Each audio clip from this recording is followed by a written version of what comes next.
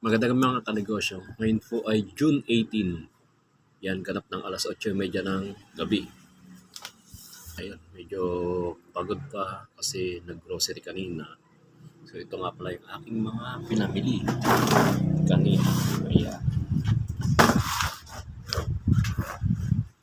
Medyo marami-rami. Yan po yung volume. Aking pinamili kanina.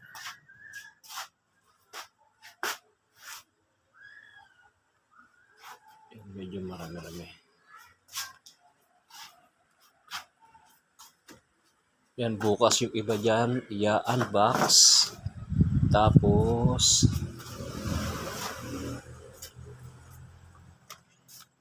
yung iba dito naman ilalagay. I-arrange bukas dito. Yan, dyan. Kaya nilinis namin to para maisalansan bukas. Yan.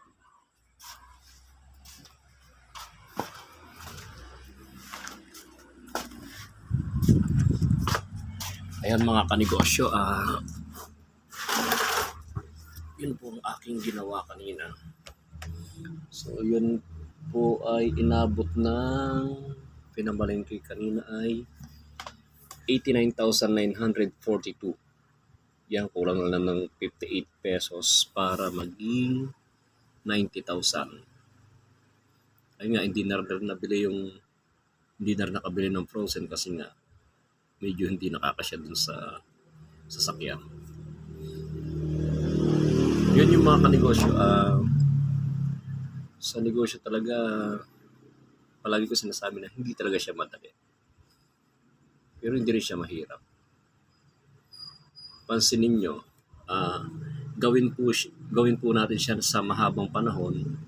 Ulit-ulitin lang po natin yung ginagawa natin. Ganyan naman po talaga sa negosyo. Huwag tayo magsasawa. Talagang ang negosyo pa ulit-ulit po yan. Makukuha natin ang gusto natin makuha. Mararating ang gusto natin marating. Basta ituloy-tuloy lang natin. Huwag titigil.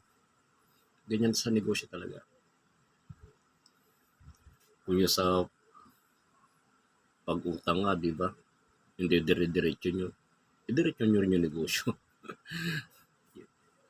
Basta huwag kang titigil talaga.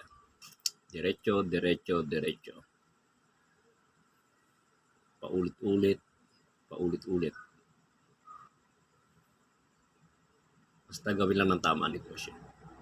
Yun lang, makuha natin yung gusto natin.